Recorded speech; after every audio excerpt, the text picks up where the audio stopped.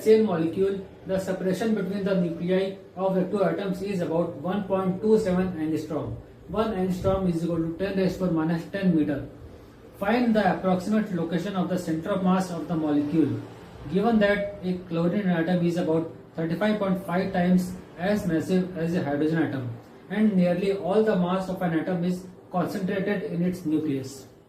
एक HCl molecule दिया हुआ हमारे पास, ठीक है, ये हाइड्रोजन है, हाइड्रोजन मॉलिक्यूल H, इसका मास, ठीक है, ये हाइड्रोजन मॉलिक्यूल A, ये क्लोरीन मॉलिक्यूल, ठीक है, ये डिस्टेंस D से जुड़े हुए हैं, ठीक है, इसके बीच का डिस्टेंस जो है 1.27 एंगस्ट्रॉम क्वेश्चन में दिया हुआ है, 1.27 एंगस्ट्रॉम, ठीक है। हमें फाइंड करना है सेंटर ऑफ मास इन दोनों मॉलिक्यूल का, ये mass of hydrogen, mass of chlorine, इन दोनों मास का सेंटर ऑफ मास कहाँ लाई करेगा, ये हमें बताना है। गिवन क्या क्या लिख लेते हैं, मास ऑफ हाइड्रोजन दिया हुआ है, अगर हम इसको 1 मान लें, 1 यूनिट, तो मास ऑफ क्लोरीन जो है क्वेश्चन में दिया हुआ है 35.5 times of mass of chlorine hydrogen, तो ये हो गया 35.5 यूनिट, ठीक है। और डिस्टेंस दोनों के बीच के दिया 1.27 एंगस्ट्रॉम, तो 1.27 एंगस्ट्रॉम, और 1 एंगस्ट्रॉम होता है 10 का power 10 raise to minus 10 metre. हालांकि कन्वर्ट करने की जरूरत नहीं है, बिना कन्वर्ट के भी हम आंसर ला सकते हैं। हमें जब इसको सॉल्व करने के लिए सिर्फ कोऑर्डिनेट सिस्टम हमें मालूम होना चाहिए। इसको हम कहते हैं एक्स एक्सिस, ये हो गया वाई एक्सिस, तो जाहिर सी बात है हमारा जो centre of mass for x, ये अलोंग द एक्स में ये, तो यहीं कहीं लाई करेगा, वाई में तो लाई करेगा नहीं, तो हमें centre of mass along x axis find करना है। और इसका जनरल फॉर्मूला क्या होता है, जनरल फॉर्मूला एक्स के लिए एक्स में होगा, वाई के लिए वाई में होगा। X centre of mass, x centre of मास हो गया m1 x1 plus m2 x2 divided by m1 plus m2। हम इसको मान रहे हैं ये ओरिजिन है 0,0, ये मास जो है हाइड्रोजन मॉलिक्यूल 0,0 पे हाइड्रोजन मॉलिक्यूल रखा हुआ है, और क्लोरीन मॉलिक्यूल सब 1.27 एंगस्ट्रॉम यहां से यहां रखा हुआ है, ठीक है, ये 1.27 एंगस्ट्रॉम। तो हमको फाइंड करना है सेंटर ऑफ मास कहाँ लाई करेगा, तो x1 हमारा 0 है, x2 हमारा 1.27 है, मास हमें पता है हाइड्रोजन का 1 है, ठीक है, तो ये हो गया 1 into 0 plus 35.5 into 1.27 divided by 1 plus 35.5।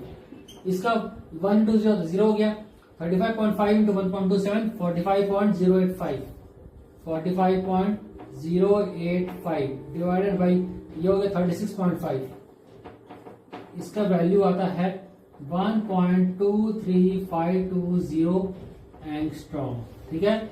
मतलब आपने यहां 0 माना था, तो सेंटर ऑफ मास इसका, ये हाइड्रोजन मॉलिक्यूल है, ये क्लोरीन मॉलिक्यूल है, इसको हाइड्रोजन बोलते हैं, ठीक है, ये क्लोरीन है, डिस्टेंस दोनों के बीच का 1.27 एंगस्ट्रॉम है, तो सेंटर ऑफ मास यहाँ कहीं लाई कर रहा है XCOM, यहाँ पर 1.24 एंगस्ट्रॉम, जबकि टोटल डिस्टेंस 1.27 एंगस्ट्रॉम है।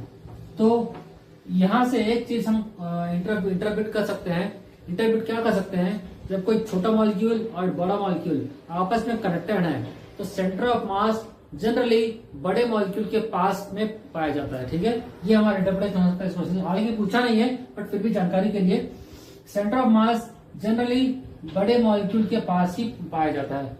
टोटल डिस्टेंस देखिए 1.27 एंगस्ट्रॉम है, और सेंटर ऑफ मास हमारा है 1.24 ओरिजिन से 1.24 एंगस्ट्रॉम, मतलब क्लोरीन मॉलिक्यूल के पास में आ रहा है इसका सेंटर ऑफ मास। ये हमारा इंटरप्रिटेशन है, इंटरप्रिटेशन,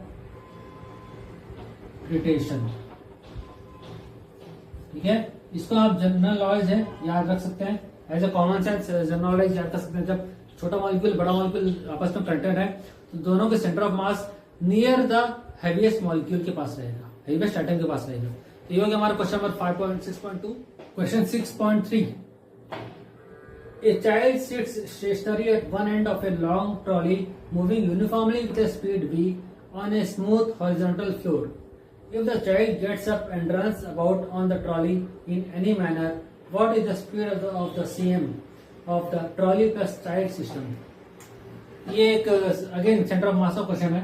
एक ट्रॉली है, इस पे चाइल्ड बैठा हुआ है या खड़ा है, जो भी है, ठीक है। ये चाइल्ड जो है, ये चाइल्ड है, ये ट्रॉली है, ये चाइल्ड ट्रॉली सिस्टम है। इसमें आपको बताना है कि अगर बच्चा इस पर खड़े हुए चलता है, if the child gets up and runs about on the trolley, ये उठकर इस पे चलना शुरू करता है या दौड़ना शुरू करता है, तो सेंटर ऑफ मास पर क्या फर्क पड़ेगा, सेंटर ऑफ मास का क्या होगा। तो सबसे पहले हम जान लेते हैं कि सेंटर ऑफ मास कॉन्सेप्ट इसमें कैसे लगेगा। देखिए इस क्वेश्चन में बोला है trolley plus child system combined बोला है, ट्रॉली, इस पर ध्यान देना हमको, मतलब इससे इस पर कुछ फर्क पड़े, इस पर ना पड़े तो, या फिर इस पर फर्क पड़े इस पर ना पड़े तो, दोनों ही केस में कुछ भी हो, इंडिविजुअली एज सिस्टम, ये पूरा एक सिस्टम है, ये पूरा एक सिस्टम है।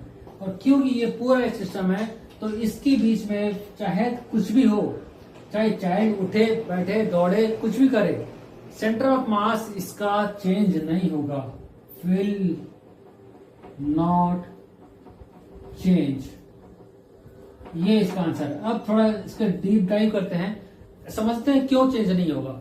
क्योंकि हमने ट्रॉली और चाइल्ड दोनों को कंबाइंड सिस्टम माना है, इंडिविजुअली हम बात नहीं कर रहे, हम इंडिविजुअली चाइल्ड की बात नहीं कर रहे, इंडिविजुअली ट्रॉली की बात नहीं कर रहे, एज ए कंबाइंड सिस्टम है। इस कंबाइंड सिस्टम के बाहर कोई फोर्स नहीं लग रहा, बाहर इसके बाहर कोई वेलोसिटी नहीं है, यूनिफॉर्म वेलोसिटी से बोल रहा है। क्वेश्चन बोला है यूनिफॉर्म वेलोसिटी,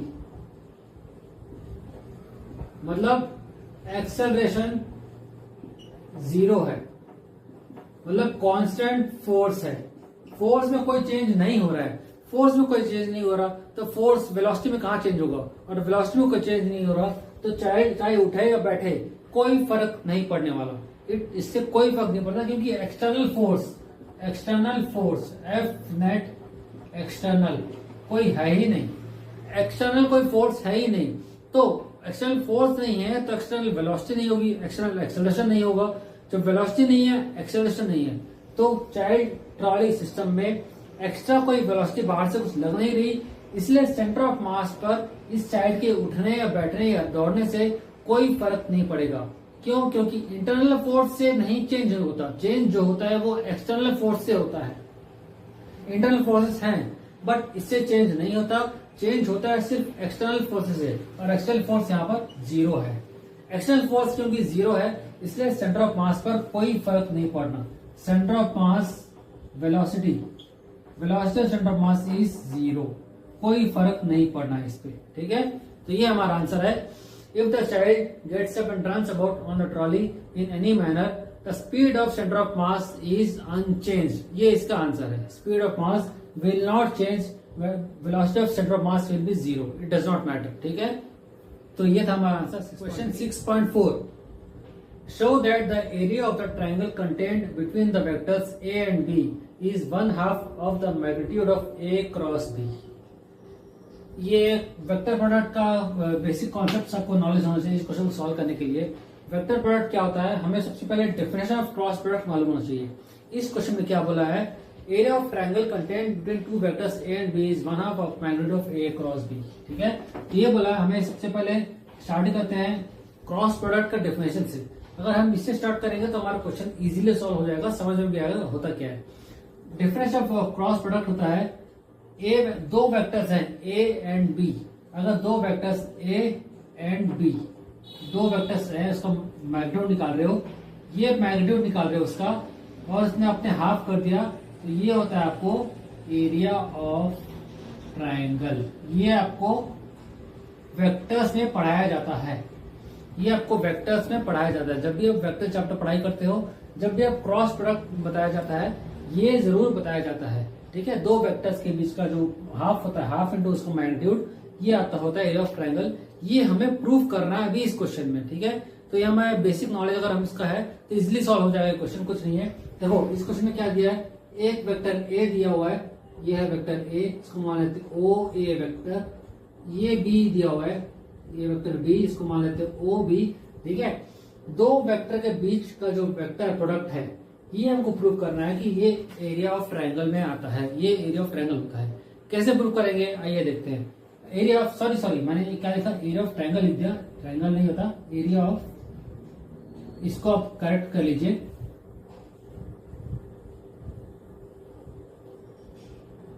ये होता है।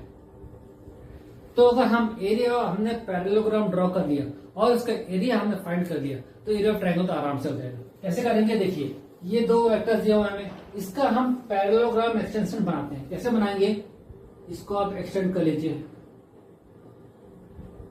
ये बन गया हमारा ओ ए बी सी, ठीक है। O A B C, O A B C is the parallelogram, is a parallelogram. अब हमको इसका एरिया ऑफ ट्रायंगल फाइंड करना है और हमें बताना है कैसे होगा। देखिए सिंपल सा कॉन्सेप्ट है, ज्यादा कुछ है नहीं इसमें, ठीक है। ये होता है एक्चुअली ए क्रॉस बी होता है एरिया ऑफ पैरेललोग्राम। अब हम इसका हाफ कर देंगे तो एरिया ऑफ ट्रायंगल आ जाएगा, ठीक है। ये होता है एरिया ऑफ पैरेललोग्राम। ये इंपॉर्टेंट है, वेरी इंपॉर्टेंट, इसको मस्ट रिमेंबर, मस्ट। आपको अगर वेक्टर आता हो या ना आता हो, बट ये बातें आपको याद होनी चाहिए, आपको पता होना चाहिए, ये होता है very important and must remember ये कॉन्सेप्ट। अब आपको बनाना है कैसे, देखिए हम इस वेक्टर में ट्रायंगल के एक फाइंड करते हैं, एक लाइन ड्रॉ कर लेते हैं, ठीक है। ये हमने लाइन ड्रॉ कर लिया, हम ट्रायंगल के लिए फाइंड करना है। मान लेते हैं ये h हाइट है, हमें बताना है vector a cross vector b, ये हमें इसका मॉड निकालना है। मॉड ये वेक्टर है, ये सिर्फ वेक्टर है, इसका हमको वैल्यू चाहिए, मैग्नीट्यूड चाहिए, तो हम इसको मॉड लेना पड़ेगा, ठीक है। बस यही समझाना था आपको, हम इसका मॉड लेना पड़ेगा। मॉड ले लिया हमने, तो इसका हमको हाइट फाइंड करना है। हाइट कैसे फाइंड करेंगे, एक ट्रायंगल बना लेते हैं, ठीक है। ये हाइट हो गया, ये एंगल थीटा हो गया, ये हाइट फाइंड करना हमको, ये बी है, तो साइन थीटा क्या हो जाएगा इसमें, साइन हम एच की वैल्यू हो जाएगा परपेंडिकुलर बाई बेस, एच हो गया, ये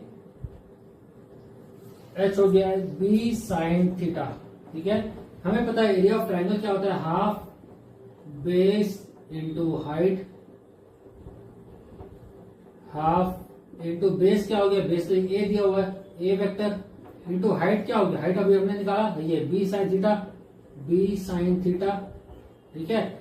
ये क्या हो गया हमारा, अगर ये हम इसको हम A cross B sine theta N cap direction मान ले, साइन थीटा हमेशा एन कैप में होता है, ठीक है।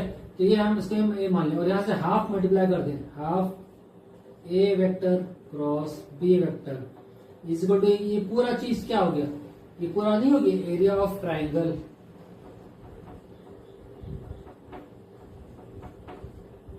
ठीक है। ये हो गया हमारा एरिया ऑफ ट्रायंगल, और यही तो हमें प्रूव करना था, और यही तो हमको प्रूफ करना था, हेंस प्रूफ। हमें बेसिक डेफिनेशन नॉलेज होना चाहिए। वेक्टर ए और वेक्टर बी का मैग्नीट्यूड लेंगे तो ये होता है एरिया ऑफ पैरेललोग्राम, और यहीं से इसको लेकर इस डेफिनेशन से स्टार्ट करते हुए आपको क्वेश्चन सॉल्व करना है, ठीक है। तो ये हमारा क्वेश्चन इजी था, सिर्फ वेक्टर का था, based on vector only. Law of parallelogram पता होना चाहिए, वेक्टर एरिया ऑफ पैरेललोग्राम पता होना चाहिए, तो ये क्वेश्चन इजीली बन जाता है, ठीक है। ये हो गया हमारा question number question 6.5। Show that A dot B cross C is equal in magnitude to the volume of the parallel pipe formed on the three vectors A, B and C। ये अगेन वेक्टर वाला question है, इस बार दिया volume of parallel pipe. What is parallel pipe, पहले ये समझते हैं।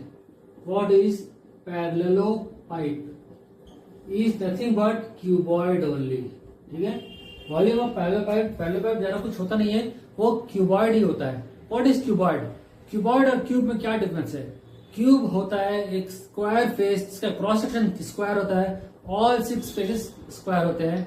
Cuboid all 6 faces rectangle होते हैं, ठीक है। ये फर्क है दोनों में। तो इस बार क्यूबॉइड है, लास्ट क्वेश्चन क्यूब वाला था, तो ये क्यूबॉइड है, इसका ओ ए अच्छा क्वेश्चन में 3 वेक्टर दिए हैं ए बी सी, और ये बोला है उसका वॉल्यूम जो है A dot B cross C, ये बोला है, ये होता है, ठीक है। हम फाइंड करते हैं, प्रूफ करते हैं कैसे, ये इसको ए मान लेते हैं, इसको बी मान लेते हैं, ये सी, ये वेक्टर ए हो गया, ये वेक्टर बी हो गया, ये वेक्टर सी हो गया, ठीक है।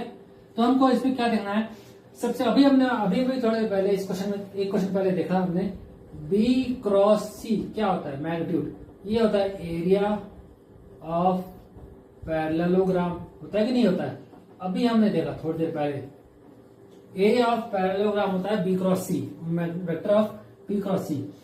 बी क्रॉस सी हो गया तो ये हो गया बी क्रॉस सी मतलब बी सी, ये हो गया sine theta, B C sine theta, cross product क्या होता है B C sine theta, B C sine theta मतलब बी सी थीटा कितना है यहाँ पर दोनों के बीच का एंगल 90 है, sine 90, B C sine 90, direction N cap.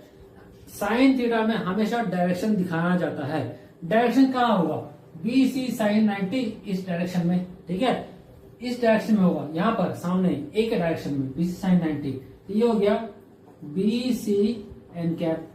यहां तक क्लियर हो गया, कुछ डाउट है नहीं है, चलो आगे बढ़ते हैं। अब देखते हैं हमारा अगला क्या पार्ट है, A dot B cross C, A dot B cross C, ये हो गया A B C N cap. और अब यहां हमको दिखाना है B C N cap direction इस तरफ है, ए का डायरेक्शन इस तरफ है, यहाँ डायरेक्शन ए भी यहीं पर है, बी सी भी यहीं पर है, तो डॉट प्रोडक्ट ये है डॉट प्रोडक्ट। डॉट प्रोडक्ट मतलब क्या होता है, कॉस थीटा होता है, बिल्कुल, ए डॉट प्रोडक्ट कॉस होता है, A B C cos theta.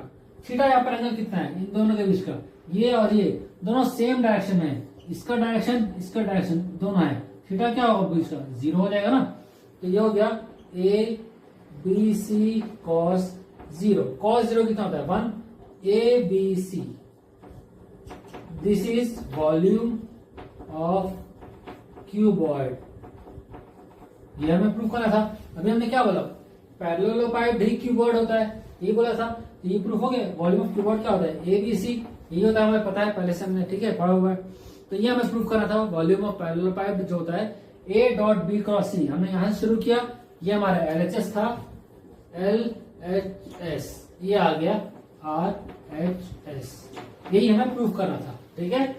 Volume of parallelopiped A dot B cross C होता है ए बी सी, हमने प्रूफ कर दिया using this volume of parallelopiped, ठीक है।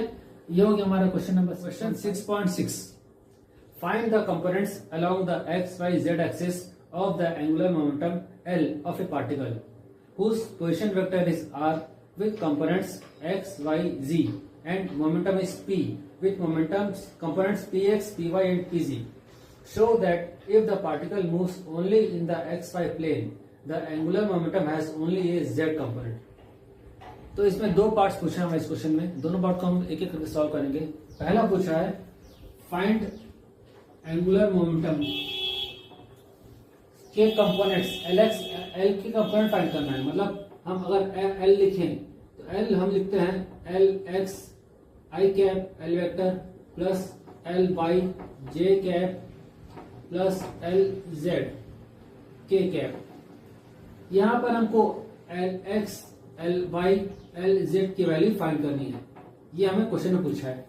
ये पहला पार्ट। दूसरा पार्ट क्या कहता है, so that Z component is 0, so that if the particle moves only in the xy plane the angular momentum has only z, सिर्फ z कंपोनेंट होगा lx ly, अगर xy प्लेन में मूव कर रहा है तो lx ly के components 0 होंगे, हमको प्रूव करना है।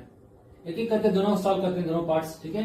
और हमें गिवन क्या है ये देख लेते हैं। हमें गिवन है r की वैल्यू, पोजीशन वेक्टर r की वैल्यू दी हुई है और मोमेंटम की वैल्यू दी हुई है, ठीक है। इसको भी हम वेक्टर फॉर्म में लिख लेते हैं। आर की वैल्यू देखिए, सबसे पहले हम ड्रॉ कर लेते हैं ग्राफ, ये हमारा ग्राफ है, एक्स है वाई है, एक कोई पॉइंट 3D में रखा हुआ है, ये 3D एक्सिस है, ठीक है, जेड कोई पॉइंट यहाँ पर पी पॉइंट रखा हुआ है स्पेस में, तो इसको कंपोनेंट में कैसे लिखोगे, ये एक पोजीशन है, इस पोजीशन को कंपोनेंट्स में अगर ब्रेक करना है, ये हमारा एक्स है वाई है जेड है, ठीक है। इसको अगर पॉइंट को ब्रेक करना है कंपोनेंट फॉर्म में तो हम इसको लिखेंगे R position vector is equal to X I cap plus Y J cap plus Z K cap. ये हमारा पोजीशन शो कर रहा है और आई जे के डायरेक्शन शो कर रहे हैं। सिमिलरली मोमेंटम भी दिया हुआ है क्या, P X Y, P is equal to P X I cap plus P Y J cap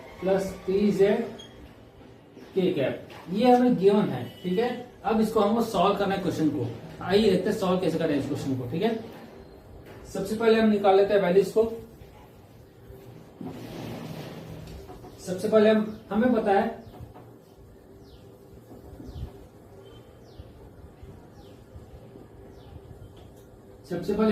L vector. अगर हम एल लिखें, एल को हम एंगुलर मोमेंटम को लिखते हैं in terms of position vector और momentum vector R cross P. ये हमें पता होना चाहिए। एंगुलर मोमेंटम अगर आपको पूछे फॉर्मूला में इन terms of mathematically angular momentum आप कैसे लिखोगे, तो एल लिखते हैं आर पी। ठीक है, आर पी हम लिखते हैं। अब हमको आर क्रॉस पी लिखा हमने। क्रॉस प्रोडक्ट सॉल्व करने का तरीका क्या होता है, हम क्रॉस प्रोडक्ट को मैट्रिक्स फॉर्म में सॉल्व करते हैं। ठीक है, ये हो गया I cap, J cap, K cap, direction हो गया। अब नेक्स्ट आर के कंपोनेंट्स, फिर मोमेंटम के कंपोनेंट्स। आर के कंपोनेंट ध्यान से देखिए, एक्स वाई जेड, मोमेंटम ये एक्स वाई जेड लिखा हमने। फिर momentum P X P Y P Z, यहां लिखेंगे हम P X P Y P Z. हमको एल की वैल्यू फाइंड करनी है, हम पहले आर की वैल्यू लिखेंगे, फिर पी के कंपोनेंट लिखेंगे। अब इसको फाइंड कैसे करते हैं, यहां देखिए, हमको आई की चाहिए, आई की वैल्यूज। ठीक है, हमको आई की वैल्यू चाहिए, तो आई कैप, डायरेक्शन लिख ले पहले। इसको हम जब इसकी वैल्यू फाइंड कर रहे हैं, इसको रख देते हैं। ठीक है, इसको कैंसिल करेंगे। हमको फर्स्ट रो के लिए फाइंड करना है, एक्स कंपोनेंट के लिए फाइंड करना है, तो ये कैंसिल हो गया। बचा क्या, y into P Z minus Z into P Y minus J cap. अब इसको कैंसिल करेंगे, तो बचा क्या, x into P Z minus Z P X plus K cap. अब इसको कैंसिल करो, इसको रखो, इसको छुपाओ, तो बचा क्या, x into P Y minus Y P X. ठीक है, ये हमारा हो गया। एल की वैल्यू हमने निकाल ली, और इसको हम अगर एक्स के कंपोनेंट में लिखें, L is equal to L X I cap, यहां लिखा हुआ ऊपर में, plus L Y J cap plus L Z K cap. अगर हम इस इक्वेशन और ये इक्वेशन 1 और इक्वेशन 2, अगर हम इक्वेशन 1 और 2 को कंपेयर करें, तो हमें आ गया हमारा आंसर। एल एक्स की वैल्यू हो गई ये Y P Z minus Z P Y, L Y की वैल्यू हो गई ये X P Z minus Z P X, और एल जेड की वैल्यू हो गई X P Y minus Y P Z. यही हमारा पार्ट ए का आंसर है। ठीक है, हमको L X L Y L Z की वैल्यू निकालनी थी। ये आ गई हमारी एक्स की वैल्यू हो गई Y P Z minus Z P Y, L Y की वैल्यू हो गई X P Z minus Z P X, L Z की वैल्यू हो गई X P Y minus Y P Z. तो ये हो गया हमारा पार्ट ए का आंसर। पार्ट बी के लिए देखिए, पार्ट बी का सिंपल सा सॉल्यूशन है। जब कोई पार्टिकल एक्स वाई प्लेन में चल रहा है, तो डेफिनेटली इसमें जेड कंपोनेंट तो है ही नहीं। तो जब जेड कंपोनेंट है ही नहीं, तो सिर्फ जेड कंपोनेंट 0 हो जाएगा। सिमिलरली क्वेश्चन में क्या कहता है, show that if particle moves only in the X Y plane, the angular momentum has only a Z component. X Y plane में मूव कर रहा है, तो एंगुलर मोमेंटम का सिर्फ जेड कंपोनेंट होगा, एक्स कंपोनेंट वाई तो होगा ही नहीं, क्योंकि जब एक्स वाई प्लेन में मूव कर रहा है, ठीक है, एक्स वाई प्लेन में मूव कर रहा है, ये एक्स प्लेन ये वाई प्लेन, इसमें सिर्फ जेड ही होगा, बाकी तो जेड तो 0 हो जाएगा। एक्स वाई प्लेन में मूव कर रहा है, तो जेड तो 0 हो जाएगा। देखिए यहाँ पर 0 पुट कर दीजिए। जेड कंपोनेंट मतलब पोजीशन वेक्टर का जेड कंपोनेंट, मोमेंटम वेक्टर का जेड कंपोनेंट, दोनों ही 0 होंगे। ठीक है, यहाँ देखिए ये मोमेंटम वेक्टर जेड कंपोनेंट 0 हो जाएगा, ये 0 हो जाएगा, ये 0 हो जाएगा, ये 0 हो जाएगा। तो बचा क्या है, सिर्फ एल जेड की वैल्यू, क्योंकि एल जेड क्या होता है X P Y minus Y P X. ये सिर्फ एक्स वाई प्लेन में ही है, एक्स वाई प्लेन के लिए है, और एक्स वाई प्लेन के लिए सिर्फ आपका एल जेड कंपोनेंट रहेगा, एल एक्स एल कंपोनेंट 0 हो जाएगा। ये हमने पार्ट बी भी प्रूव कर दिया। ये हमारा पार्ट बी था और ये हमारा पार्ट ए था। ठीक है, हेंस प्रूव। बहुत सिंपल क्वेश्चन था, ज्यादा कुछ था नहीं, बेसिक कॉन्सेप्ट का होना जरूरी था। सिर्फ कॉन्सेप्ट क्लियर थे आपके, एल कैसे निकालते हैं ये निकालना आना चाहिए, ठीक है। नहीं है, अगर समझ नहीं आया तो इस वीडियो को फिर से देखिए, समझ में आएगा कैसे निकाला हमने। क्रॉस कर करके एक एक रो को, कॉलम को क्रॉस किया और क्रॉस मल्टीप्लाई किया, तो यहां से वैल्यू आ गई हमारी, ठीक है। ठीक है, ये हो गया हमारा 6.6। Parallel lines separated by a distance d show that the angular momentum vector of the two particle system is the same whatever be the point about which the angular momentum is taken। Angular momentum की बात हो रही है again, अभी हमने पिछले question में solve किया angular momentum question, again same question है। हमको एक टू पार्टिकल सिस्टम दिया हुआ है, पार्टिकल P पार्टिकल Q, ठीक है। इसका मास m है, दोनों का मास m है, एक की वेलोसिटी ऊपर है प्लस v, एक की वेलोसिटी नीचे है -v, ठीक है। ये एक पॉइंट है हमारा O, इस पॉइंट के अबाउट में हमको ये बताना है एंगुलर मोमेंटम की वैल्यू की angular momentum is the same irrespective of the origin चाहे जहां भी हो, एंगुलर मोमेंटम ऑलवेज सेम रहता है। ये बताना है, show that the angular momentum vector of the two particle system is same रहता है, ये बताना है। तो इसको सेम रखने के लिए हम क्या करेंगे, हमने एक पॉइंट लिया है, रिज्यूम किया पॉइंट ओ, इसके अबाउट हम एंगुलर मोमेंटम कैलकुलेट करेंगे। उसके बाद हम आगे सॉल्व करेंगे। Late this distance B r1 यहां से, और let this distance be r2 from O, ठीक है। OP का डिस्टेंस r2 है, OQ का डिस्टेंस r1 है। हमको सबसे पहले लिख सकते हैं फॉर्मूला, एंगुलर मोमेंटम होता क्या है, angular momentum is r cross p, ठीक है। r वेक्टर और p वेक्टर का क्रॉस प्रोडक्ट होता है rp is equal to rp sine theta. Theta की बात कर रही है, थीटा किसके बीच में एंगल होता है, v एंड r के बीच में। अच्छा पहले p लिख रहे थे, क्या होता है, is equal to r m v sine theta, या फिर m को बाहर लिख देते हैं r v sine theta. Theta जो एंगल होता है वो r और v के बीच का एंगल होता है, ठीक है। Theta is angle between r vector and v vector. तो r वेक्टर ये है, v वेक्टर ये है, दोनों के बीच का एंगल यहाँ कितना है, 90 डिग्री है। सेम यहाँ भी है 90 डिग्री, तो साइन 90 क्या होता है 1। तो L वेक्टर हो गया हमारा m v r, ये हमारा हो गया एंगुलर मोमेंटम, ठीक है। एंगुलर मोमेंटम को जनरलाइज कर लिया हमने, एंगुलर मोमेंटम L होता है L is equal to m v r। अब हम प्रूफ करते हैं ये कैसे सेम आ रहा है। सपोज हम इसके लिए ऊपर के लिए कैलकुलेट करते हैं, for particle Q, for particle Q, इसके लिए एंगुलर मोमेंटम L हो गया, L is equal to m plus v। v का डायरेक्शन कहां है, plus v into r1, plus v into r1 sine theta. Theta यहां पर 90 है, तो साइन 90 हो गया 1, ठीक है। साइन 90 1 अगेन इस क्वेश्चन में। फॉर पार्टिकल P हो गया। अब फॉर पार्टिकल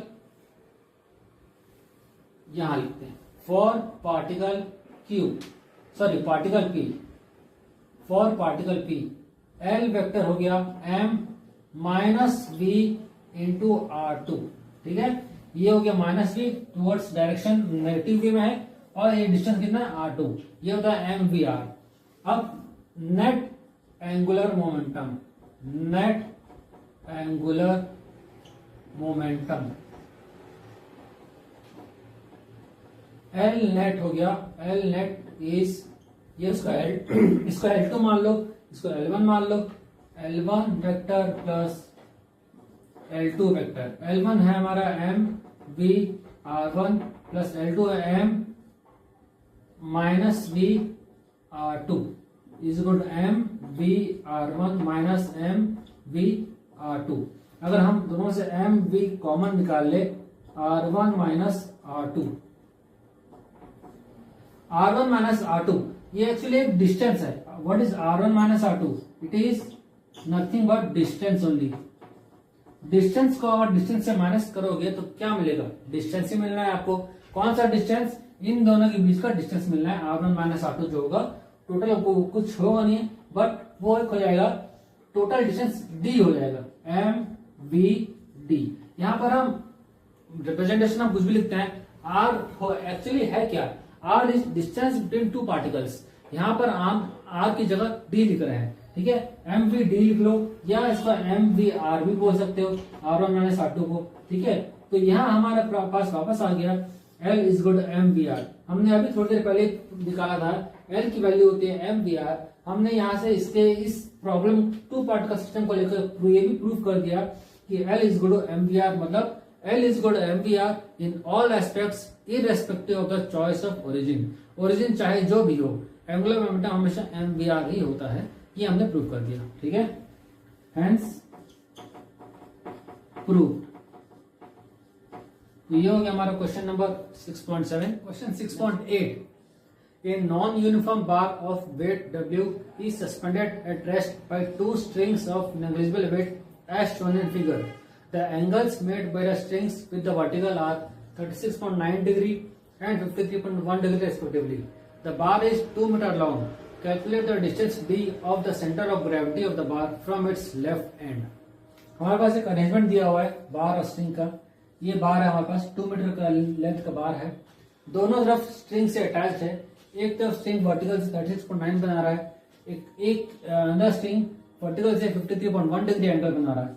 हमको इसका सेंटर ऑफ ग्रेविटी फाइंड करना है। ये नॉन यूनिफॉर्म मोशन के क्वेश्चन है, मतलब यूनिफॉर्म मास का नहीं है। ये जो मास इसमें है, इस बार में यूनिफॉर्मली डिस्ट्रीब्यूटेड नहीं है, कहीं जा रहा है कहीं कम है। इसकी वजह से सेंटर ऑफ ग्रेविटी सेंटर पे ना होके कहीं लेफ्ट साइड शिफ्टेड है, वो आपको बताना एग्जैक्टली कहां पर है।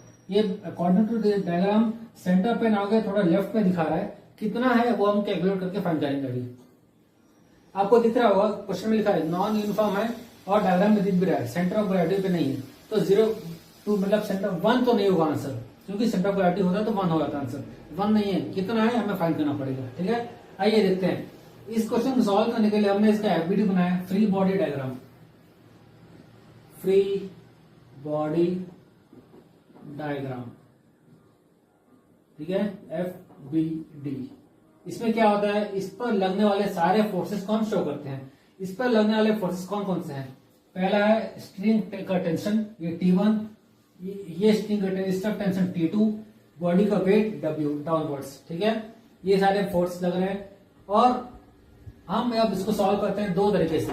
पहली बात फोर्सेस को इक्वेट करेंगे, दूसरा मोमेंट को इक्वेट करेंगे। ये 2 इक्वेट करके हम दोनों का वैल्यू फाइंड कर सकते हैं। पहला देखते हैं कैसे करते हैं। ये मास, ये बार जो है कहीं मूव नहीं कर रहा है, ना वर्टिकल ना हॉरिजॉन्टल ना फ्लिप, ना रोटेट हो रहा है ना ट्रांसलेट हो रहा है, मतलब ये हर तरह से इक्विलिब्रियम पोजीशन पर है। जब इक्विलिब्रियम पोजीशन पर होता है तब हम इक्वेशंस ऑफ इक्विलिब्रियम लगाते हैं, linear equilibrium and rotational equilibrium both, ठीक है। ये हो गया पहला आ गया लीनियर इक्विलिब्रियम, लीनियर या ट्रांसलेशनल इक्विलिब्रियम इक्वेशन। ये हम इसको राइट हैंड साइड को पॉजिटिव लेते हैं, लेफ्ट हैंड साइड को नेगेटिव लेते हैं। इसमें क्या होगा, ये वर्टिकल 53 बना रहा है, तो हॉरिजॉन्टल क्या हो जाएगा T2 साइन थीटा 2, ये हो जाएगा T1 साइन थीटा 1, ठीक है। तो इसको इक्वेट करते हैं, T2 sine theta 2 minus T1 sine theta 1 is equal to 0। हमने इसको इक्वेट कर दिया, इसको हम पॉजिटिव ले रहे हैं, इसको हम नेगेटिव ले रहे हैं, तो क्या हो जाएगा T2 बाई T1, ये हो जाएगा T2 by T1 sine theta 1 upon sine theta 2, sine theta 1 upon sine theta 2 is equal to sine theta 1 हमारा ये है 36.9 और ये है साइन 53.1 डिग्री। तो ये हमारा इक्वेशन है 36.9 का 0.60042 डिवाइडेड बाई 0.79968। तो ये T2 बाई T1 हमारा आ गया 1.3313, ठीक है, 1.3313 ये हमारा रेशियो, और T2 is equal to 1.3313 T1, ये हमारा इक्वेशन आ गया T2 T1 का। इसको हम सेव कर लेते हैं, आगे इक्वेशन जब इक्वेशन सॉल्व करेंगे उसमें हम कम आएगा। हम अब लाते हैं रोटेशनल इक्विलिब्रियम। जैसे हमने बोला ना ये लिनियरली ट्रांसलेट हो रहा है ना रोटेट हो रहा है, तो दोनों तरह से फिक्स है, मतलब इक्विलिब्रियम इक्वेशन लगा सकते हैं। ठीक है, ये हो गया रोटेशनल इक्विलिब्रियम इक्वेशन, ये हम लगाते हैं इसमें। इस पॉइंट, ये पॉइंट मान लो ये पॉइंट ओ है हमारा, ये पॉइंट हमारा ओ है। ठीक है, पॉइंट ओ के अबाउट हम टॉर्क ये फाइंड करेंगे या मोमेंट फाइंड करेंगे। मोमेंट फाइंड करते हैं, मोमेंट क्या होता है, force into perpendicular distance find करेंगे। ठीक है, about point O, moment about point O is equal to 0, ये हम फाइंड करेंगे अभी। ठीक है, तो ये होता है T1 cos θ1 पॉइंट ओ से T1 cos θ का डिस्टेंस क्या है, d। ठीक है, ये क्लॉकवाइज है, क्लॉकवाइज नेगेटिव, क्लॉकवाइज नेगेटिव, ये anti clockwise T1 sin θ1 T1 sin θ2 53.1, यहां से d है, टोटल 2 है, तो ये डिस्टेंस कितना हो जाएगा, ये 2 माइनस डी नहीं हो जाएगा, 2 minus D is equal to 0। ये क्लॉकवाइज हो रहा है माइनस, एंटी क्लॉकवाइज पॉजिटिव। ठीक है, clockwise negative, anti clockwise positive, ये साइन कन्वेंशन लेकर चल रहे हैं इसमें। ठीक है, तो T1 cos θ1 d, T1 और ये T2 है ना, ये T2 है, cos θ1 हमारा है θ1 36.9, तो 0.6600 आ जाएगा। T1 0.600 into 0.600 d is equal to T2 sine, अच्छा ये 2 है, 2 टाइम्स, तो 2T1, T2 की इक्वेशन है 1.3133 T1, यहां रख देते हैं 1.33 T1 इंटू 2, 2.6626 T1 साइन 53 हमारा 0.799 into sine 0.79968 minus T1 1.3313 D is equal to 0। हमारे, मैं एक बार फिर से बताता हूं हमने क्या लिखा है। सबसे पहले हमने एक मोमेंट लिया अबाउट दिस पॉइंट O, उसके बाद हमने लिया ये इसका वर्टिकल पॉइंट आएगा T1 cos θ, इसका वर्टिकल आएगा T1 cos 53। ठीक है, T2 cos आएगा। ठीक है, अब हम उसको मोमेंट ले रहे हैं T2 cos, अच्छा यहाँ cos है ना, दोनों तरफ cos आएगा। ठीक है, साइन लिख दिया मैंने, ये cos आएगा। ठीक है, ये cos आएगा, दोनों तरफ cos आएगा। T1 cos 36.9 इंटू d, ये माइनस में क्लॉकवाइज हो रहा है माइनस, प्लस ये एंटी क्लॉकवाइज हो रहा है plus, T2 cos 53.1 into 2 minus d, इसको हमने इक्वेशन बना लिया। तो हमारा इक्वेशन जो बनेगा आएगा, इसको पूरा सॉल्व करना पड़ेगा, हमने सॉल्व किया हुआ इसका आंसर। तो T1 0.600 d पूरा सॉल्व करने के बाद T2 is equal to 1.3313 into d लिखा इंटू T1। ठीक है, इसको हमने सब्स्टिट्यूट किया, तो हम सॉल्व करेंगे पूरा, तो हमारा आंसर आता है, हमने पहले सॉल्व किया हुआ इसको, तो d की वैल्यू आती है t इक्वल टू 0.72 मीटर। ठीक है, 72 मीटर, या d इज इक्वल टू आता है 72 सेंटीमीटर। तो ये हमारा क्वेश्चन है, d की वैल्यू 72, जिसमें मैंने पहले कहा 0.721 नहीं आएगा, 1 से कम आएगा, क्योंकि क्वेश्चन में मेंशन है नॉन यूनिफॉर्म बार दिया हुआ है, मतलब इसका सेंटर ऑफ ग्रेविटी सेंटर पे नहीं होगा। इसका मतलब साफ समझ में आ रहा है, हमने इससे पहले क्वेश्चन में सॉल्व किया है, जहां पर वेट ज्यादा होता है सेंटर ऑफ ग्रेविटी उसकी तरफ शिफ्ट होती है। इससे हम लोग को ये भी समझ में आ रहा है कि वेट कहीं ना कहीं लेफ्ट साइड ज्यादा है, राइट साइड कम है। ठीक है, सेंटर ऑफ ग्रेविटी भी 0.72 आ रही है, 2 मतलब इस तरफ आ रही है, 1 से कम इस तरफ, यहां स्टार्ट, क्वेश्चन में बोला है starting from left, last time में लिखा हुआ है स्टार्टिंग फ्रॉम लेफ्ट, तो d is equal to 0.72 centimetre from left edge पर मेंशन इन क्वेश्चन। ठीक है, लेफ्ट, ये हमारा आंसर हो गया। ठीक है, अगर समझ नहीं आया तो इस वीडियो को फिर से देखो, समझ में आएगा, कंफ्यूजन होगा तो सॉल्व करेंगे। ये हो गया हमारा question number 6.8। Question 6.9, a car weighs 1800 kg, the distance between its front and back axes is 1.8 metre, its centre of gravity is 1.05 meter behind the front axle. Determine the force exerted by the level ground on each front wheel and each back wheel.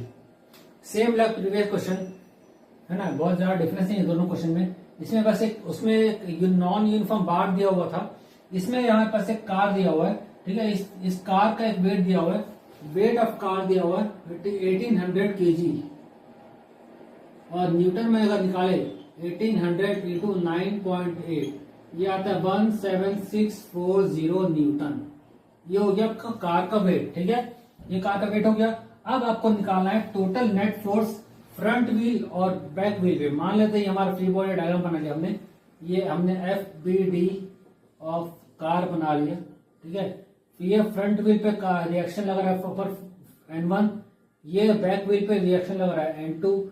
Net weight of the car W है 17640 Newton, ठीक है। और total distance हमें दिया हुआ है 1.8 metre, और क्या दिया हुआ है ना, इसको हम यहां लिखते हैं। हमें सेंटर ऑफ ग्रेविटी दी हुई है, centre of gravity sorry behind 1.05 metre, 1.05 metre front wheel से दिया हुआ है टोटल डिस्टेंस, ठीक है। टोटल लेंथ है 1.8 मीटर। सेंटर ऑफ ग्रेविटी इस पॉइंट P पर लग रही है, कितना दूर पे लग रही है 1.05 मीटर फ्रॉम फ्रंट व्हील से, जबकि टोटल लेंथ है 1.8 मीटर। बस हमको ये फाइंड करना है net reaction on both the wheels. चलो मान लेते हैं net reaction on front wheel axle. Axle मतलब दो व्हील्स, ये साइड व्यू है,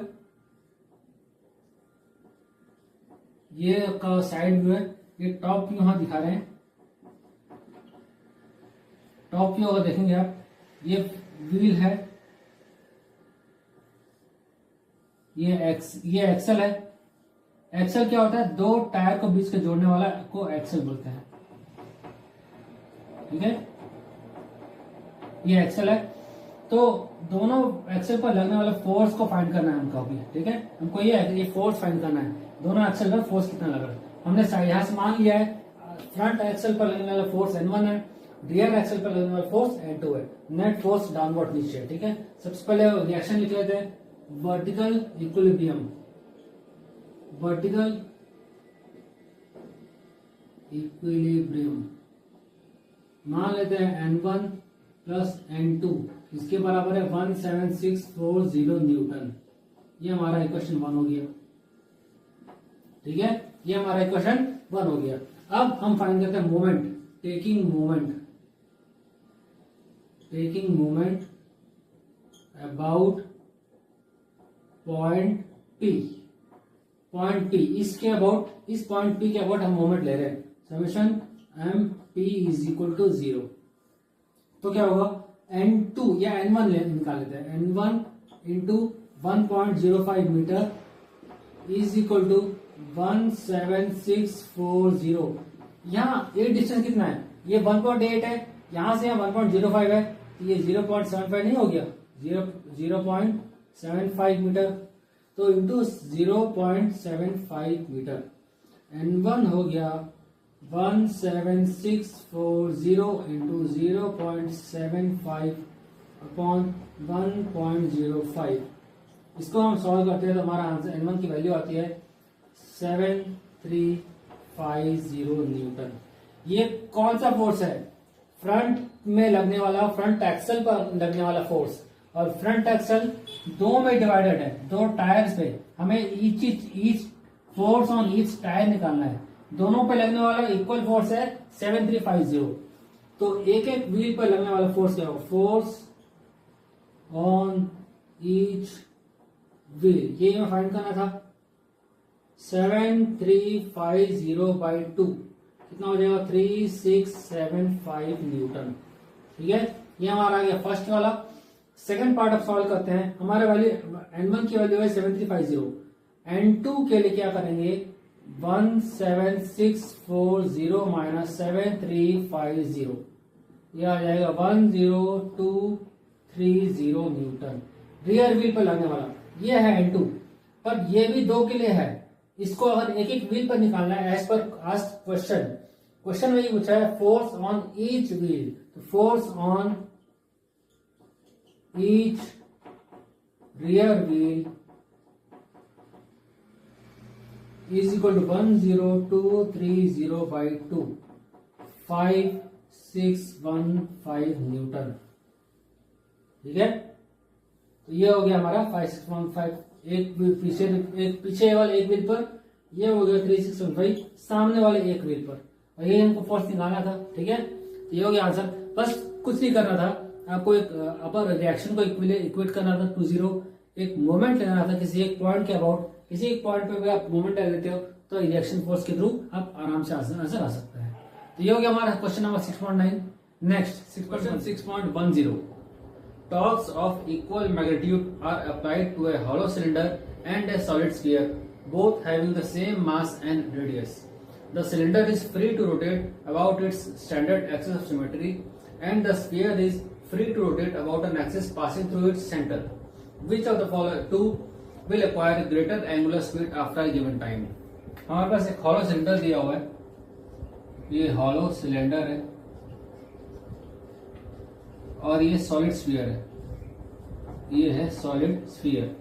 इसका हमें दोनों में लगने वाला टॉर्क क्या होता है, एक लाइन ऑफ एक्सेस, ये axis symmetry about uniform speed से मूव कर रहा है, ये भी एक्सेस अबाउट कांस्टेंट स्पीड से मूव कर रहा है। आपको बताना है कौन सा ऑब्जेक्ट सिलेंडर और स्फीयर में से एक गिवन टाइम पे इसके एंगुलर स्पीड ज्यादा होगा। एंगुलर स्पीड किसका ज्यादा होगा ये बताना है। सबसे पहले हम गिवन लिख लेते हैं। गिवन क्या है, टॉर्क्स आर इक्वल। सबसे पहले इसको लिखना जरूरी है। टॉर्क्स इक्वल है मतलब torque of hollow cylinder is equal to torque of solid sphere. ठीक है, ये हमें पता है। और टॉर्क का फॉर्मूला हम बहुत पहले से सॉल्व करते हैं ऐसे क्वेश्चन। टॉर्क होता है I alpha, I of hollow cylinder, alpha of hollow cylinder is equal to I of solid sphere, alpha of solid sphere. ठीक है, हमको चाहिए एंगुलर वेलोसिटी, तो एंगुलर एक्सेलरेशन का रेशियो हम फाइंड करते हैं, वहां से हम फाइंड करेंगे angular acceleration alpha of solid sphere upon alpha of hollow cylinder. तो ये हो गया I of hollow cylinder upon I of solid sphere. ठीक है, ये रेशियो हमारा आ गया क्योंकि टॉर्क होता है इनवर्सली प्रोपोर्शनल टू अल्फा होता है। ठीक है, यहां से हमने रेशियो निकाला, ये निकाला हमने, इसके हिसाब से हम क्वेश्चन सॉल्व करेंगे आगे वाले पार्ट को। और हमें पता होना चाहिए कि इसकी वैल्यू क्या होती है अबाउट इट्स एक्सिस।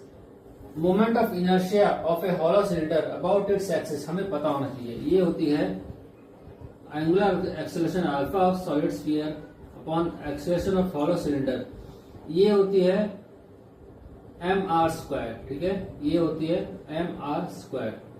और of moment of inertia of solid sphere ये हमें पता होना चाहिए 2/5 mr²। ठीक है, 2/5 mr² कैंसर, ये आएगा 5/2। तो ratio of angular acceleration of solid sphere upon angular acceleration of hollow cylinder is equal to 5/2। मतलब साफ दिखाई दे रहा है angular acceleration is 2.5 times of hollow cylinder, है ना, ये ज्यादा है, ये सॉलिड स्फीयर।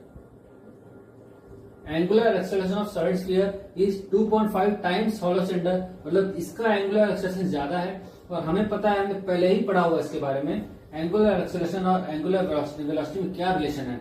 हमें पता है, हमने लीनियर में क्या पढ़ा था, एक्सेलरेशन होता है वेलोसिटी, मतलब कौन सी velocity, linear velocity upon time होती है। सिमिलरली एंगुलर एक्सेलरेशन अल्फा, ये होती है angular velocity upon time. Alpha is equal to omega by time, हमें ओमेगा फाइंड करना था। ठीक है, ये लीनियर के लिए था, ये एंगुलर के लिए, ये आपस में सेम है, बस लीनियर का ही एंगुलर का है। ठीक है, तो उस हिसाब से ये angular velocity of solid cylinder है। तो angular velocity of solid sphere is 2.5 times angular velocity of hollow cylinder. ये होगा ना, है ना, angular velocity of solid sphere is 2.5 times angular velocity of hollow cylinder. मतलब क्वेश्चन में ही पूछा है which of the two will acquire a greater angular speed? तो हमारा आंसर है angular velocity of solid sphere will acquire greater speed then angular velocity of hollow sphere. ये हमारा answer है, ठीक है, ये हमने प्रूव कर दिया। Angular velocity of solid sphere will be greater than angular velocity of hollow cylinder eight A given point of time. ये हमारा आंसर है, तो ये हो गया, हमने प्रूव कर दिया। अब देखते हैं next question 6.11। A solid cylinder of mass 20 kg rotates about its axis with angular speed 100 radian per second. The radius of cylinder is 0.25 meter. What is the kinetic energy associated with the rotation of the cylinder? What is the magnitude of angular momentum of the cylinder about its axis? हमारे पास एक solid cylinder दिया हुआ है, इसका मास है 20 kg और इसका radius है 0.25 मीटर।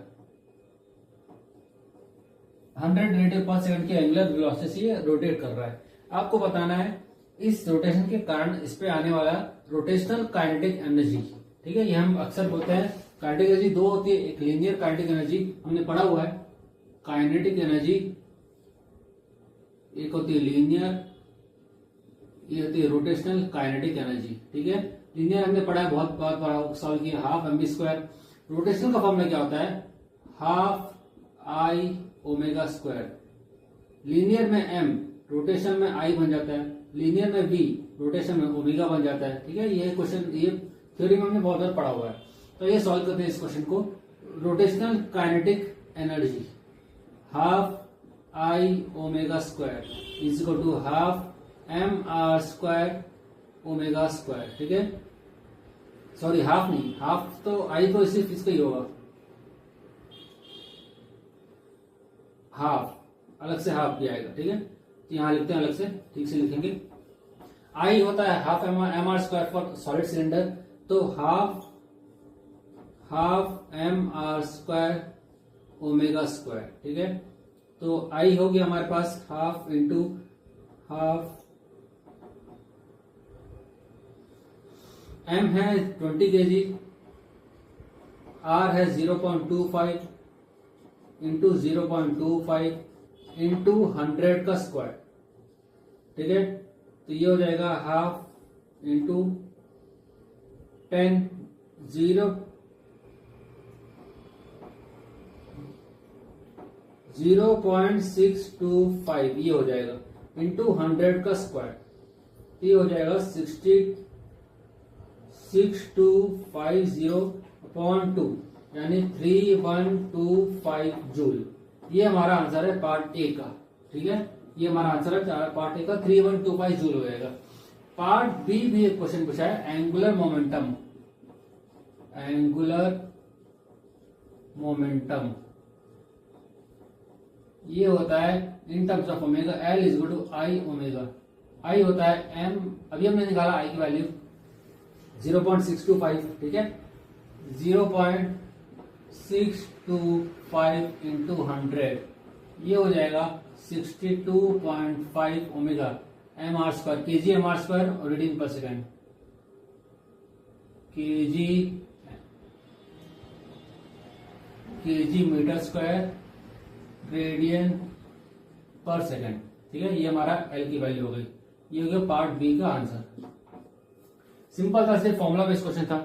आपको पता होना चाहिए लीनियर काइनेटिक एनर्जी में अगर हाफ mv स्क्वायर लिखते हैं तो रोटेशनल काइनेटिक एनर्जी में क्या लिखेंगे? ये m यहाँ रोटेशन में आके i बन जाता है, लीनियर का v रोटेशन में आके ओमेगा बन जाता है, ठीक है। और ये हो गया हाफ आई ओमेगा स्क्वायर।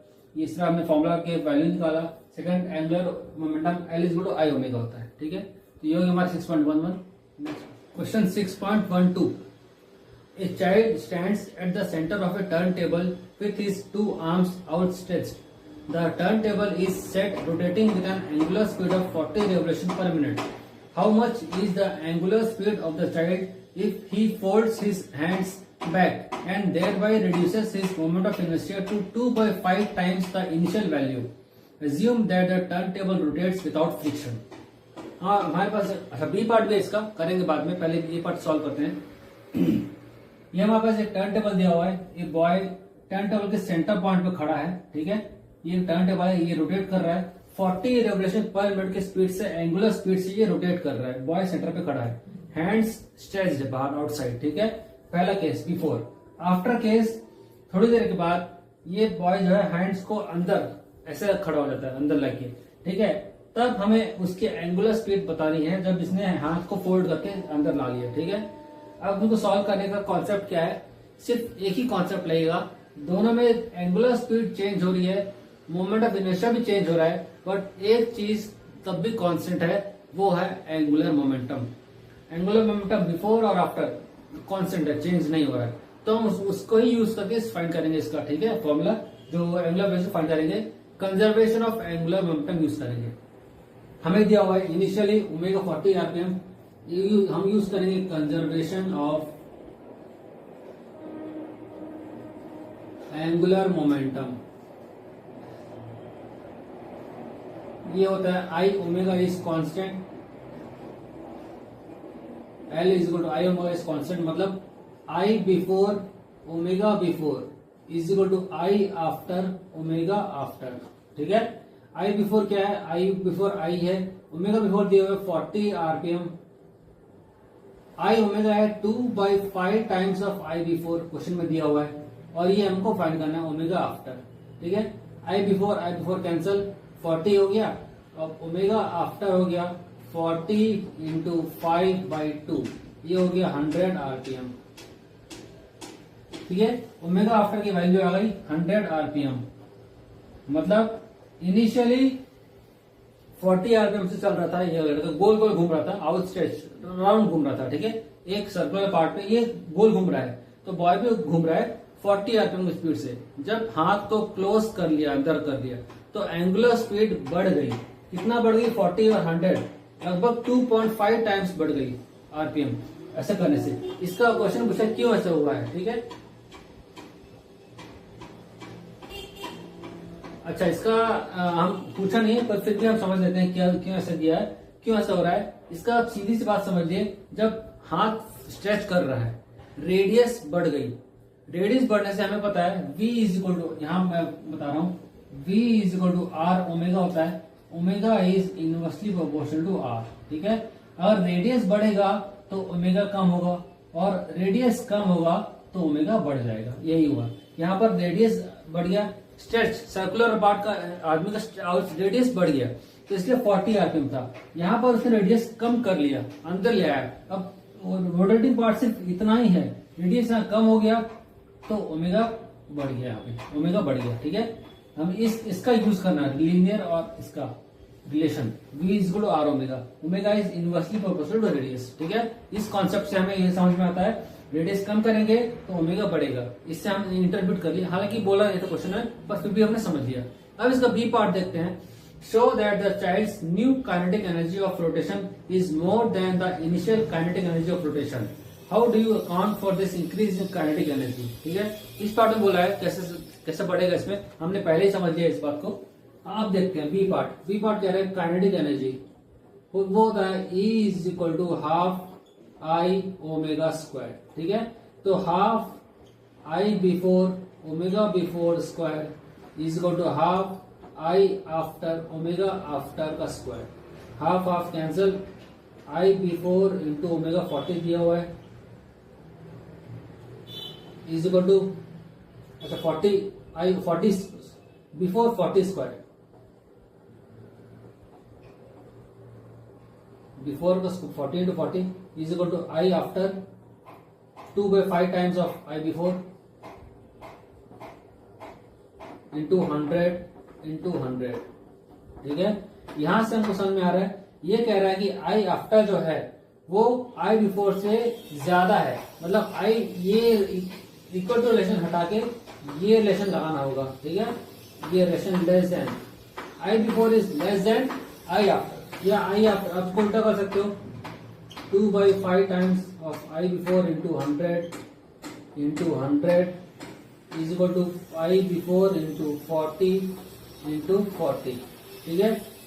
अब देखते हैं आई, ये इसको आई आफ्टर रहने देते हैं, ये आफ्टर केस है, आफ्टर केस है, ये बिफोर का केस है।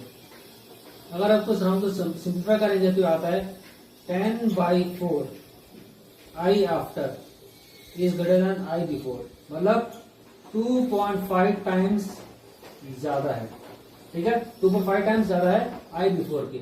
और क्यों ज्यादा हुआ अभी हमने समझा था, ये डायरेक्टली प्रोपोर्शनल, ये is directly proportional to omega square, energy is directly proportional to omega square. Omega बढ़ गया इसलिए एनर्जी 2.5 कितना बढ़ गया, ओमेगा 2.5 टाइम्स बढ़ गया, इसलिए एनर्जी भी 2.5 टाइम्स इंक्रीज हो गई, मल्टीफोल्ड हो गई। ये कॉन्सेप्ट जो हमने ए पार्ट में समझा था, बी पार्ट में अकाउंट पूछा है मुझसे, ठीक है।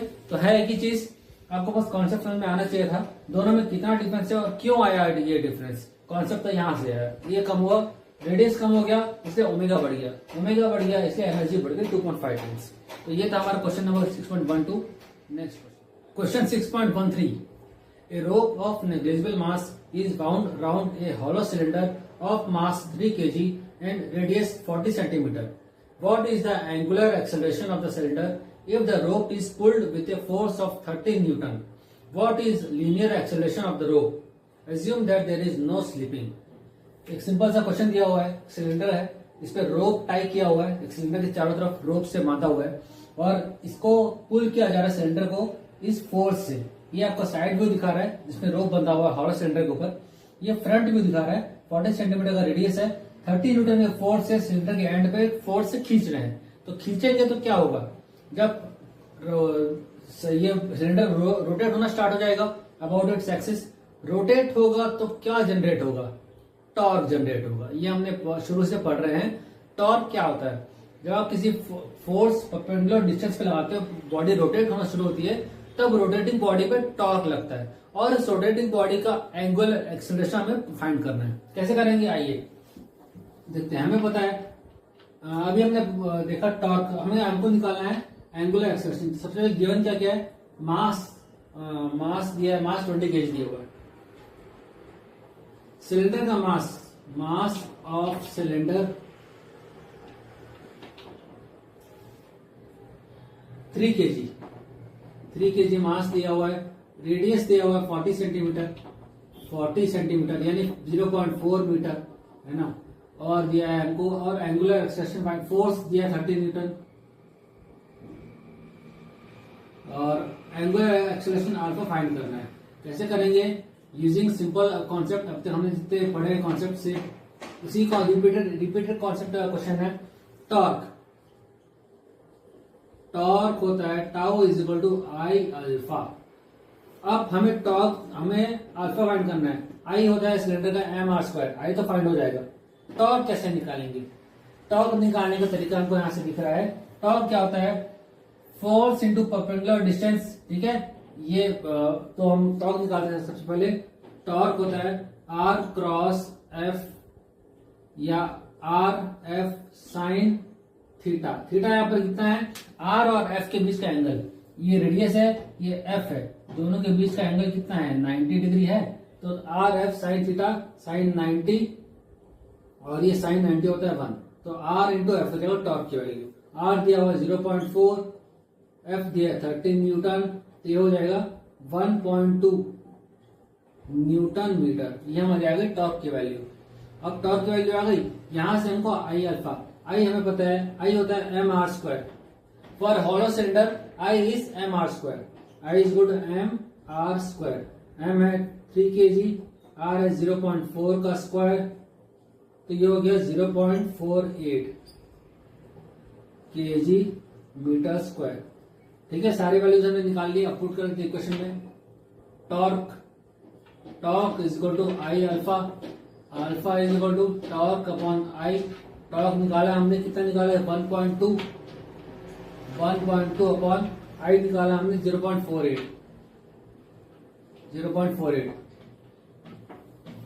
या 12 अपॉन 4.8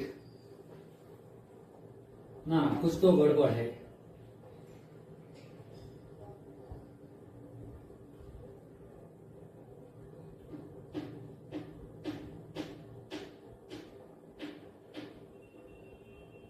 आर है 0.4, एफ 13 न्यूटन,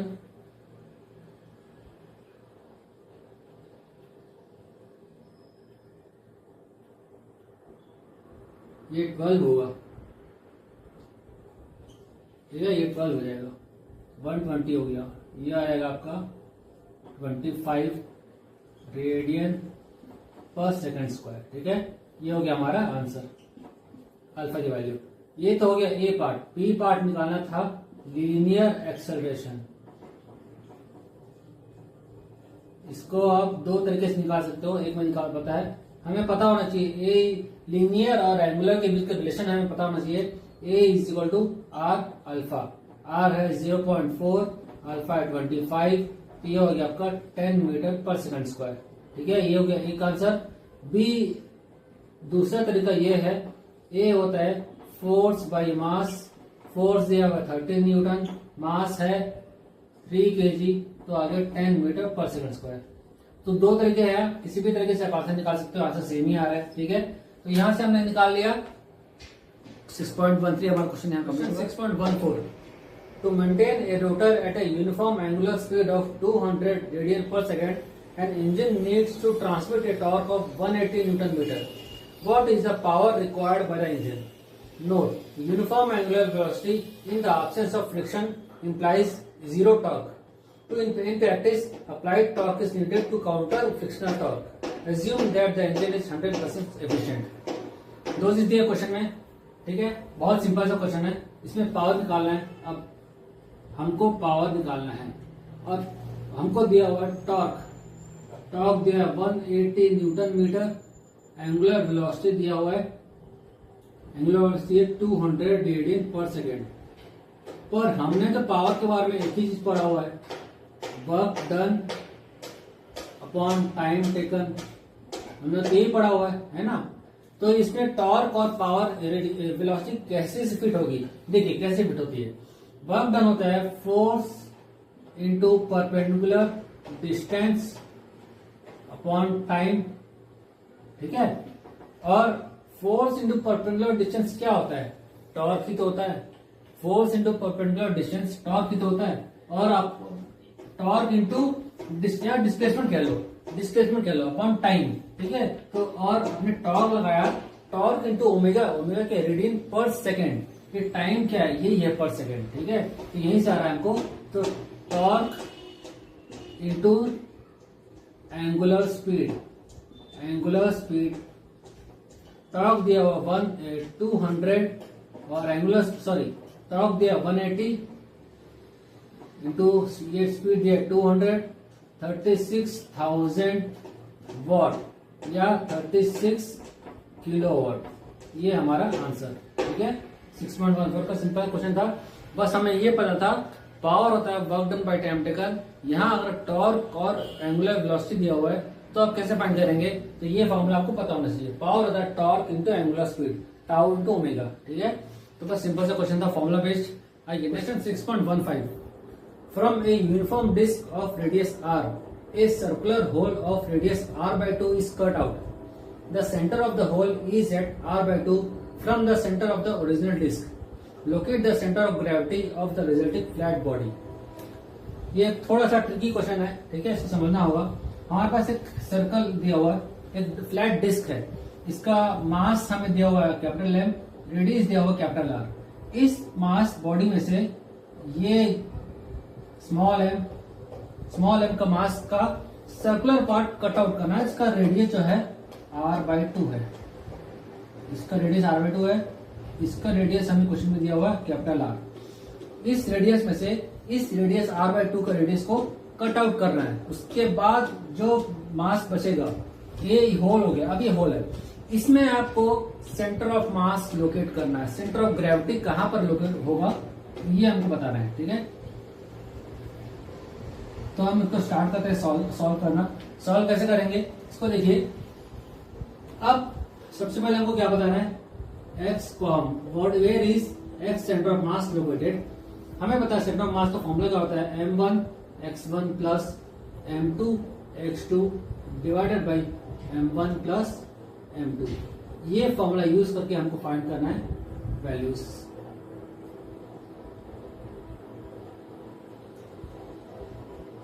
ठीक है, तो ये हमको फाइंड करना है, वैल्यूज फाइंड करना है। ये सेंटर है, सेंटर से जाएगा सारे लाइन स्ट्रेट पे।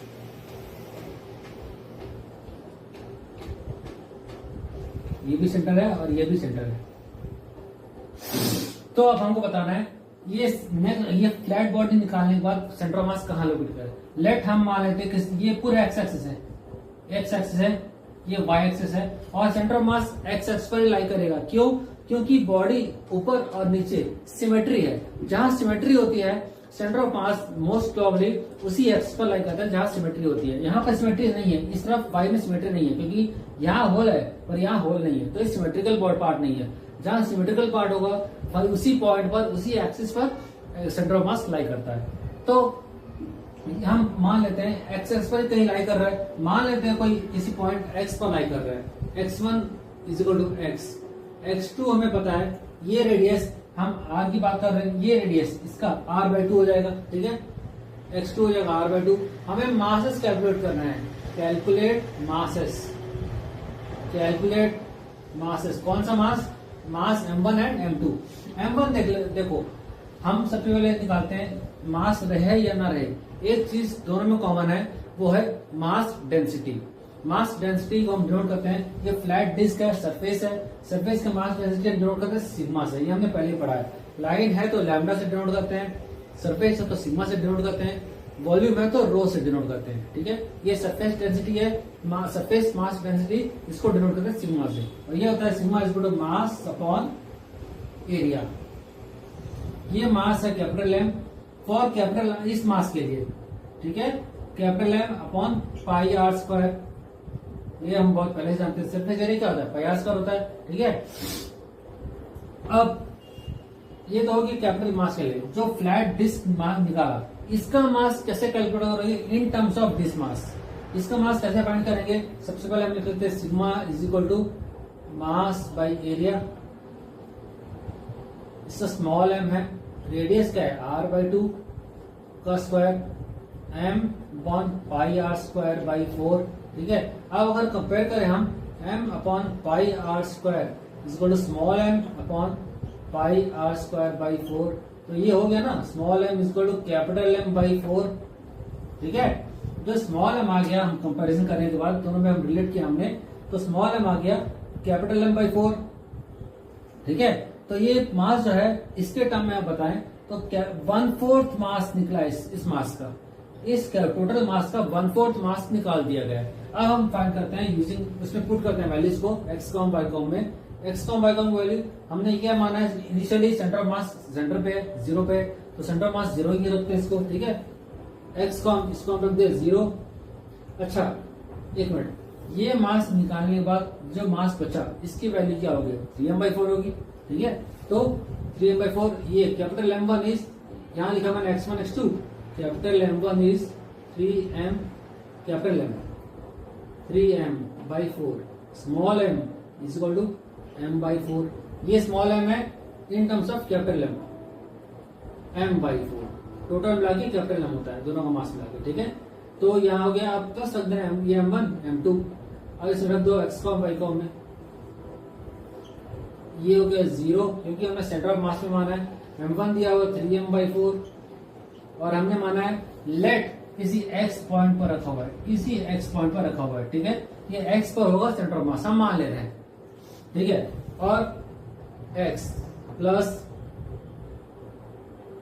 m/2 इंटू r/2, ठीक है, और टोटल मास m। तो हमको निकालना है x की वैल्यू, m दोनों m ऊपर नीचे कॉमन हो गया, 3x 6x r/4, तो 3x/4 प्लस r/8, ठीक है, इज इक्वल टू 0। ये हो गया 6x plus r is equal to 0, ठीक है। Which implies x is equal to minus r/6। तो ये आ गया सॉल्व करने पर x is equal to minus r/6। तो हमने माना कि लेफ्ट सेंटर ऑफ मास जो है नए वाले का यहाँ लाई करता है, बट यहाँ नहीं लाई कर रहा है, माइनस r/6, ये 0 है, ये पॉजिटिव है, ये नेगेटिव है, तो यहाँ कहीं लाई कर रहा है, ठीक है। x की वैल्यू आ गई माइनस r/6 पर कहीं पर सेंटर ऑफ मास लाई कर रहा है, नया सेंटर ऑफ मास आफ्टर इस मास को निकाल लेने के बाद, ठीक है। तो हमारा ये हो गया आंसर, सिंपल आंसर था, बस थोड़ा कॉन्सेप्ट लगाना था आपको, बस mass density, surface mass density, इसका यूज करके दोनों से सबसे पहले मास निकाल लिया आपने, उसके बाद सेंटर ऑफ मास लोकेट किया। ये हो गया question number 6.15 and 6.16। A meter stick is balanced on a knife edge at its center.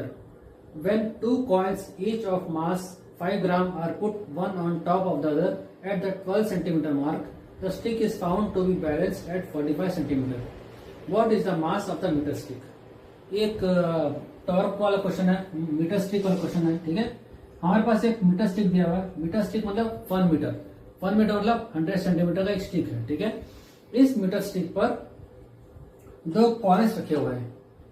बिना, जब कॉइन्स नहीं थे तब सेंटर ऑफ ग्रेविटी कहाँ होगा, ऑब्वियसली सेंटर पे रहेगा 50 सेंटीमीटर पर। बट जब अपने कॉइन्स रखे 5 ग्राम के 2 कॉइन्स मतलब 10 ग्राम के हो गए टोटल मास, 10 ग्राम के एक वेट आने के बाद बैलेंस जो है शिफ्ट हो गया। कहाँ शिफ्ट हुआ, 45 सेंटीमीटर पर शिफ्ट हो गया, ठीक है, यहाँ पर शिफ्ट हो गया। अब हमें फाइंड करना है ये शिफ्ट होने के बाद mass of the metre stick क्या होगा, ठीक है। बहुत सिंपल है, कॉन्सेप्चुअल क्वेश्चन है। आपको बस आपका 2 मास दिख रहे हैं, कौन सा मास, एक मास दिस और एक mass of the metre stick. इन दोनों मास का यूज के साथ आपको ये मास तो पता है 10 ग्राम, इस मास की वैल्यू कैलकुलेट करनी है। कैसे करेंगे, देखो सिर्फ दोनों के वजह से एक टॉर्क लगा है, इस टॉर्क को इक्वेट करने के बाद हमको इसका फाइनल आंसर मिल जाएगा। कैसे, इस मास के वजह से एक फोर्स लग रहा है नीचे, ये फोर्स जो है, ये फोर्स एक टॉर्क क्रिएट कर रहा है, फोर्स इंटू परपेंडिकुलर डिस्टेंस। ये टॉर्क कहाँ होगा, ऐसे होगा, ठीक है। और ये मास के वजह से, mass of this metre stick, इसकी वजह से एक फोर्स नीचे लगा रहा है, ये फोर्स एक अपना टॉर्क क्रिएट कर रहा है, वो टॉर्क होगा ऐसे। ये दोनों टॉर्क को आप इक्वेट करोगे तो यहां से आपको मास की वैल्यू मिल जाएगी। कैसे आएगा देखते हैं, आइए। ये let m be the mass of metre stick, ठीक है, m is good mass of metre stick. अब हमको फाइंड क्या करना है, इस मास की वैल्यू फाइंड करनी है। कैसे करेंगे, मैंने अभी कहा दोनों का टॉर्क इक्वेट करोगे तो आपको मास की वैल्यू मिल जाएगी। Torque due to coins, torque due to coins. देखो टॉर्क फाइंड करना है, टॉर्क हमेशा किसी एक पर्टिकुलर पॉइंट पर फाइंड किया जाता है। आपको एक पॉइंट चाहिए जहां आप फाइंड कर सके। मान लेते हैं ये सेंटर O है और मान लेते हैं पॉइंट P है, ठीक है। जब कॉइन नहीं था तब टॉर्क फाइंड करते तो डेफिनेटली इस सेंटर के अबाउट फाइंड करते, बट अभी कॉइन्स रखने के बाद, नया फोर्स रखने के बाद तो शिफ्ट हो गया, उस शिफ्टेड न्यू पॉइंट के अबाउट आपको टॉर्क फाइंड करना पड़ेगा। न्यू पॉइंट क्या है, पॉइंट P, इस पॉइंट P के अबाउट टॉर्क फाइंड करते हैं, ठीक है। Torque due to coins about point 12, about point P। Torque of the force into perpendicular distance, force into distance, perpendicular distance. Force का है mg, m है 10 gram into g 9.8। Distance कौन सा है, ये distance 12 centimetre, about this point 45 minus 12 33 centimetre, ठीक है। अब ये हो गया torque due to coins, torque due to weight of metre stick, ठीक है। ये हो गया mass, force into again force into perpendicular distance. Force होता है mg, कैपिटल M, मास पता नहीं फाइंड करना है, g 9.8। परपेंडिकुलर डिस्टेंस कौन सा, कहां से, इस सेंटर का 50 सेंटीमीटर, ये पॉइंट क्या 45 सेंटीमीटर, दोनों के बीच गैप 5 सेंटीमीटर, 50 माइनस 45 5 सेंटीमीटर। अब दोनों टॉर्क को इक्वेट कर दो, torque due to coins is equal to torque due to mass of metre stick, metre stick. ये हो गया mg, कितना निकाला हमने 10 इंटू 9.8 इंटू 33। ये हो गया capital M into 9.8 into 5, 9.8 9.8 cancel, capital M हो गया 33 into 10 divide by 5 cancel, 66 grams. तो इसका मास आ गया 66 ग्राम, मीटर स्टिक का मास, ठीक है। ऐसे निकाला हमने, दोनों टॉर्क को इक्वेट कर दिया, फोर्स इंटू डिस्टेंस को मल्टीप्लाई किया तो आ गया हमारा टॉर्क। ये हो गया हमारा question 6.17। The oxygen molecule has a mass of 5.3 into 10 raised power minus 26 kg and a moment of inertia of 1.94 into 10 raised power minus 46 kg meter square about an axis through its center perpendicular to the lines joining the two atoms. Suppose the mean speed of such a molecule in a gas is 500 meter per second and that its kinetic energy of rotation is 2/3 of the kinetic energy of translation. Find the average angular velocity of the molecule. ये हमारे पास दो oxygen atom molecule दिए हुए हैं, ठीक है।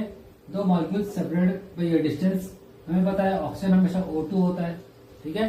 तो ये दो मॉलिक्यूल है, single O bond, single bond से बंधे हुए हैं। दोनों मॉलिक्यूल एक सेंटर एक्सिस के अबाउट ओमेगा एंगुलर स्पीड से रोटेट कर रहे हैं। हमें वैल्यूज दी हुई है, मास, मोमेंट ऑफ इनर्शिया और वेलोसिटी। इसका यूज करके कि किस एंगुलर वेलोसिटी से वो रोटेट कर रहे हैं ये हमें फाइंड करना है। सारे वैल्यूज दी हुई है और हमें फाइंड करना है ओमेगा की वैल्यू, और हमें कंडीशन दिया हुआ है kinetic energy of rotation is 2/3 of kinetic energy of translation। इस कंडीशन का यूज करना है।